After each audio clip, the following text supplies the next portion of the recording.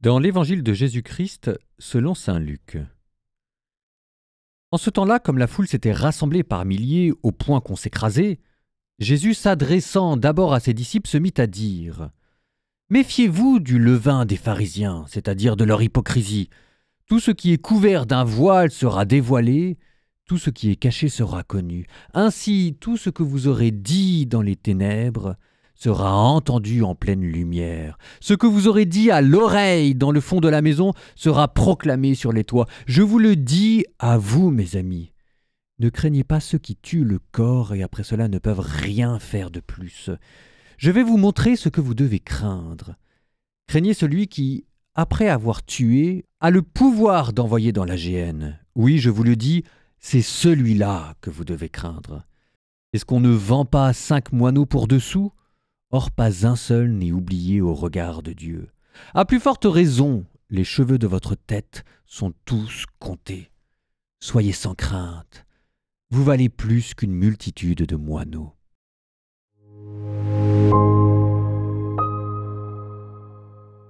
Tout ce qui est couvert d'un voile sera dévoilé, tout ce qui est caché sera connu. Ça s'appelle l'Apocalypse. Apocalyptein dévoilé. Alors évidemment, quand on parle de l'Apocalypse, on pense surtout à la fin du monde, au dragon, à la bête, à la femme dans le ciel, à la fin des temps, au jugement, et on pense pas tellement à cette petite apocalypse qu'on appelle notre apocalypse. Il y a l'apocalypse cosmique, là où tout sera dévoilé, le sens de l'histoire. Il y a l'apocalypse de l'Église, quand enfin la Jérusalem céleste descendra du ciel. Mais il y a cet autre apocalypse qu'on aime un petit peu moins et qui est notre petit apocalypse, quand tout ce qu'on a au fond du cœur sera dévoilé. Toutes les pensées, toutes les paroles qu'on a eues sur terre, oh mon Dieu, seront connues. Ça me fait frémir, ça me fait peur rien que d'y penser, vu tout le mal que j'aurais dit sur terre. Oh là là là là là. Bon, il faut pas stresser outre mesure. Dieu vous aime. Il vous aime autant vous que moi. Et si jamais il m'aime moi, ça doit vous rassurer, vous, parce qu'a priori, vous êtes quand même un peu au-dessus.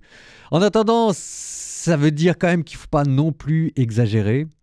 Ça veut dire qu'il ne faut pas stresser, mais ce n'est pas une raison pour se reposer. Et surtout, ça doit nous rappeler quand même que ce que nous faisons sur Terre, ça a des enjeux.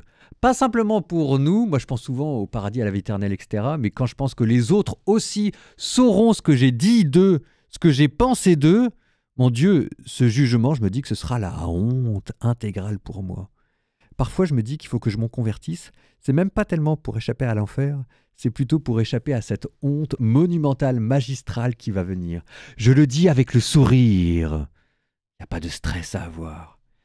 Et c'est pas parce que je le dis avec le sourire que ça m'empêche pas d'y penser quand même. Courage à tout le monde, convertissons-nous et puis on se retrouve au jour du jugement dernier. J'espère que vous m'en voudrez pas trop. Moi en tout cas, je vous aurai tout pardonné. Soyez sûrs.